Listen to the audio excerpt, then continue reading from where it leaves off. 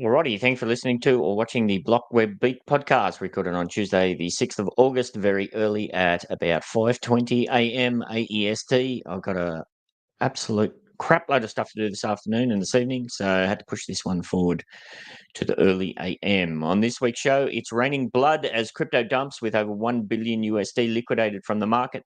Crypto hackers buy Ethereum dip using stolen funds.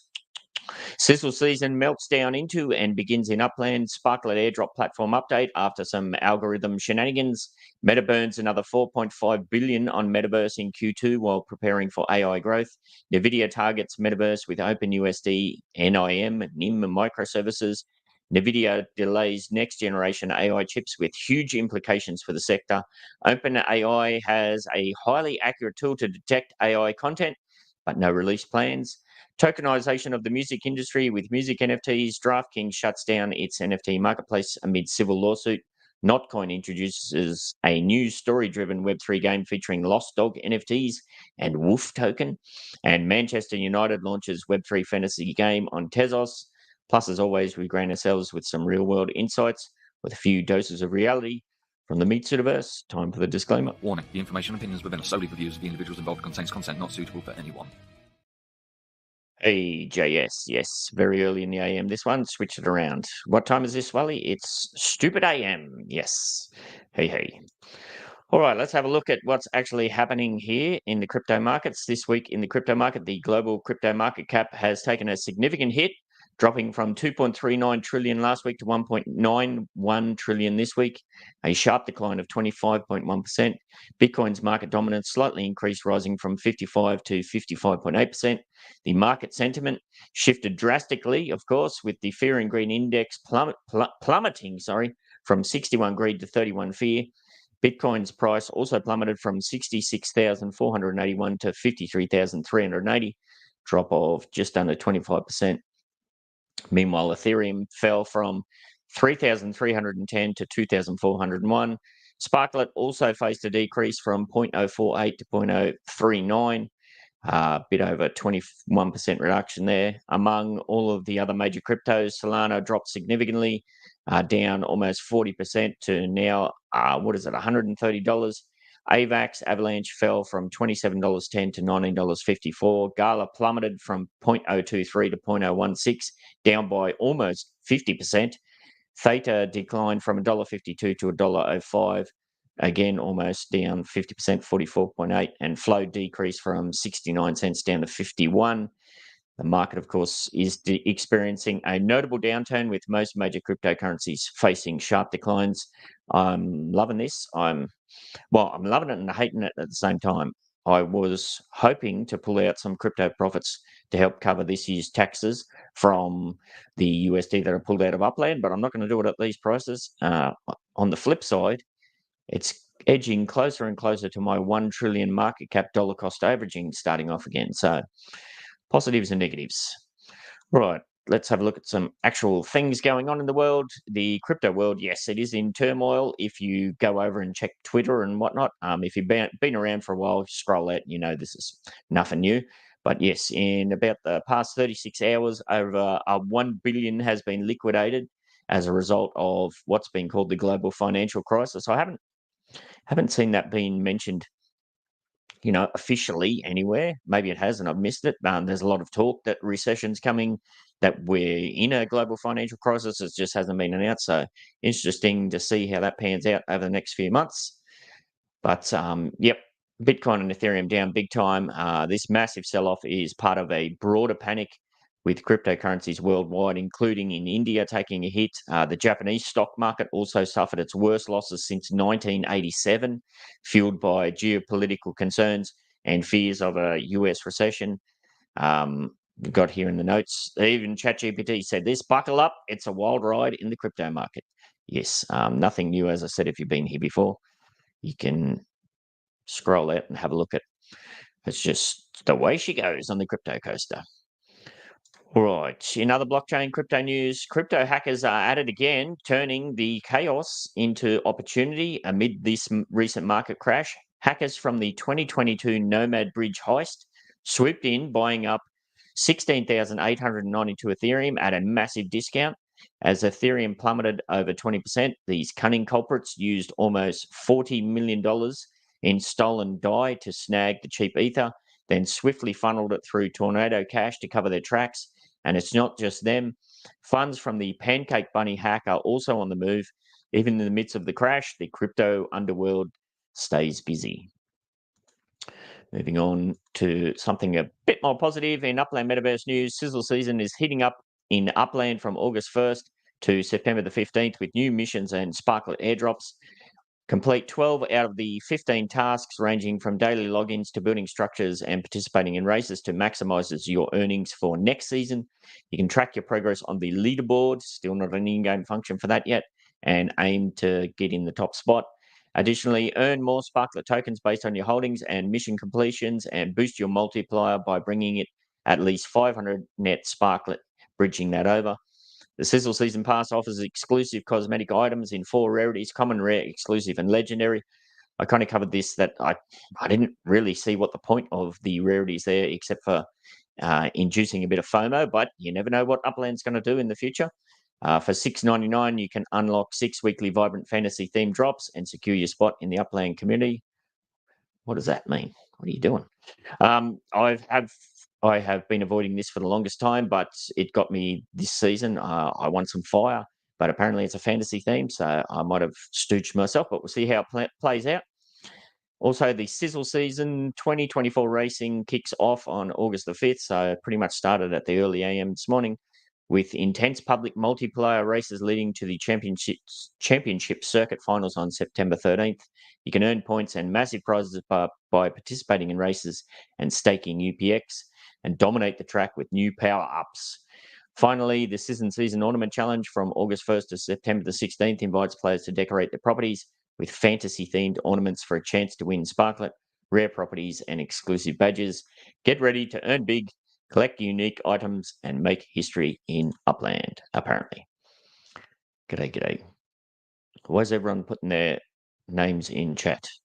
Hello. 9:21 p.m. in Germany, where you are right now. Oh, nice. All right. Let's stick with Upland Metaverse news. Now, did you see this one? I'm sure you have.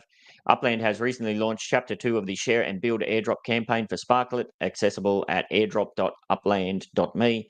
While the campaign started smoothly, community members soon noticed their earnings multipliers and awarded points had drastically decreased for some reason. Concerned Uplanders reached out for clarity, and X1 the Gamer responded on Discord, assuring everyone that the team was aware of the issue and actively working on a fix. According to his update, a glitch had affected last week's points, but developers are on it, promising a resolution within 24 hours. I had a quick look at mine before. I believe it's been fixed. No points are going to be lost, and they will reappear once the fix is implemented. Meanwhile, this week's missions are live, so make sure you jump in and complete them to keep earning your earnings on track. Get as much of that free Sparklet as you can. In other Metaverse news, Meta has deepened its investment in the Metaverse with another $4.5 billion loss in Q2 through Reality Labs, bringing the total Metaverse expenditure to, get this, nearly $60 billion since 2019. Despite these staggering losses, Meta reported a robust $49 billion profit in revenue for Q2, a 22% increase from last year, with $13.5 billion in profit, largely driven by advancements in AI and app growth. Following the earnings call, Meta's share price jumped 7.1%. That article was 2 days ago, so it'd be interesting to see how that's gone along with everything else that's happening. Zuckerberg highlighted the success of Meta AI and AI-infused Ray-Ban smart glasses, aiming for Meta AI to become the world's most used AI assistant by the end of 2024. So they might be able to claw back some of those profits. Reality Labs posted $353 million in Q2 sales, but continues to incur significant losses, expected to increase due to ongoing AR/VR development efforts. Despite the challenges, Meta remains committed to expanding its metaverse and AI initiatives. Who knows? All that investment might pay off big time if one of these things happens to go mainstream. In other Metaverse news, Nvidia is ramping up its Metaverse strategy with the introduction of new NIM microservices for universal scene description. It's called OpenUSD standard. Revealed at SIGGRAPH, these microservices include USD code NIM, USD search NIM, USD validate NIM, They're very adventurous with these names, aren't they? Allowing developers to incorporate generative AI into their workflows. This move underscores Nvidia's commitment to bridging the physical and digital worlds. The NIM microservices will aid in creating custom applications, enhancing 3D virtual worlds, and supporting industrial metaverse applications. Nvidia's Omniverse platform remains central to this strategy, promising to bring generative AI capabilities to robotics, industrial design, and digital twinning.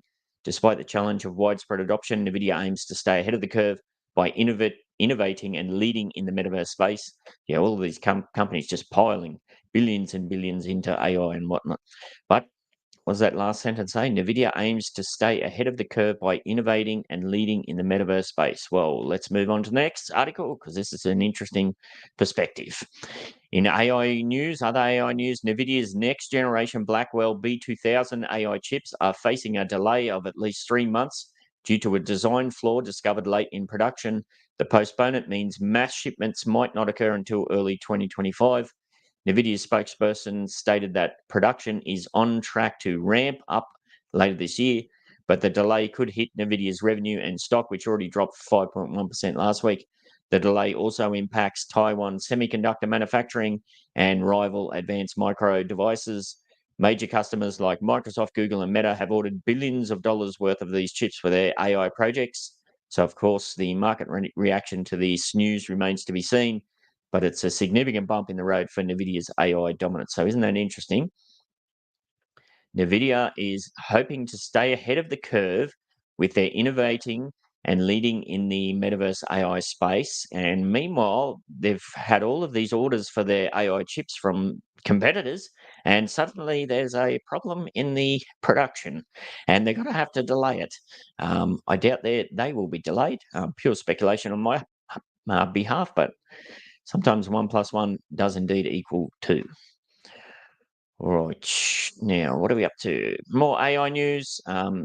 In other AI news, OpenAI has developed now this is interesting, a highly accurate tool to detect content generated by ChatGPT, which makes sense that they'd have some way to track that themselves.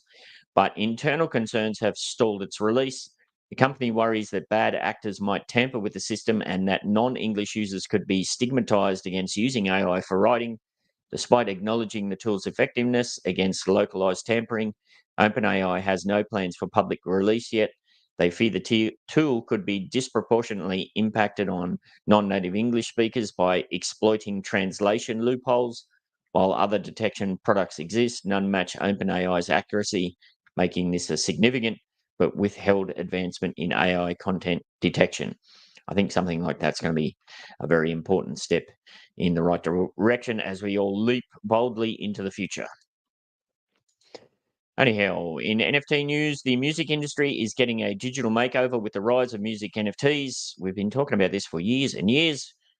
However, the article goes on to say musicians are now selling songs, albums, concert tickets, and even virtual meet and greet experiences as NFTs. Dr. Emin Gun-Sira of Ava Labs highlights how blockchain tech enables secure ownership and royalties through smart contracts, making it a game changer for artists. While music NFTs open new creative and financial doors, they also bring challenges like copyright issues and royalty distribution. Platforms like the Sandbox are leading the way with stars like Snoop Dogg and Madonna hosting virtual concerts. However, legal and financial hurdles remain, including tax regulations, which is a big one, and environmental concerns. The music NFT landscape is evolving, offering exciting opportunities for artists and fans alike. I've talked about this before. I think for me, one of the biggest ones is, POAPs with tickets and whatnot, or even just the hassle of buying concert tickets. We as a family are going to see Iron Maiden soon and juggling tickets, and you got to print them out and this, that, the other thing. It'd be awesome to be able to have an NFT on your phone that you could just blip at the gate and you keep that as a POAP as well. And maybe that unlocks future benefits, and who knows. All right, sticking with NFT news, DraftKings has abruptly closed its Rainmakers NFT Marketplace following a civil lawsuit launched to merge fantasy sports with NFTs. Rainmakers allowed users to trade and compete with NFT-based player cards. Initially met with enthusiasm, the platform struggled with user adoption and market volatility. Yes, you can't avoid those two. The lawsuit filed by Justin Defoe in March 2023 accused DraftKings of misleading users about the NFT's value. and failing to disclose risks. It seems like old mate has just found a bit of a loophole here, and he's going to see if he can squeeze some blood out of the stone. On July 30th, 2024, DraftKings announced the shutdown, citing legal proceedings and the need to focus on core offerings. The community reaction has been mixed, with users expressing disappointment and concerned about refunds and the future of their investments. This shutdown highlights the challenges of integrating NFTs into business models and underscores the importance of transparency and regulatory compliance. Yeah, it's still very much in the very early foundationary stages of all of that, so no doubt lots more shenanigans to come. Right, in Web3 gaming news, Notcoin is shaking up the Web3 gaming world with a new story-driven game featuring lost dogs, NFTs, and the WOOF token. Players embark on an interactive journey, making ethical decisions that shape the game's narrative. These choices impact their NFT characters, which evolve and gain celebrity status. The game rewards players with Notcoins and the new WOOF token as they navigate tasks and community-driven choices. This innovative approach moves beyond traditional tap-to-earn models, aiming to drive mass adoption through unique storytelling and emotional engagement. Notcoin's new venture highlights Telegram's expanding Web3 ecosystem, building a sustainable and meaningful gaming experience. Maybe check that one out if you're a fan of the old doggies. Who knows, you might have a bit of fun. In other Web3 gaming news, Manchester United has kicked off Fantasy United, the Premier League's first Web3 fantasy football game built on the Tezos blockchain. Fans can collect player trading cards featuring all first-team players, including new signings, and form fantasy squads. The cards, available in classic, rare, and ultra-rare editions, update in real time with player stats through the 2024-2025 season. The game begins with the Premier League opener against Fulham on August 16th, where fan squads earn points based on real-life actions like goals and tackles. This innovative project enhances fan engagement and modernises football fandom, reflecting Man U's deep dive into the Web3 ecosystem. Interesting, they say that's on the Tezos blockchain. Remember last year I did a lot of stuff there with the Formula One teams. That was pretty cool. So maybe check that one out. And I would imagine, like, Manchester United's just the leading edge of what's going to happen with a lot of sports teams with this sort of stuff.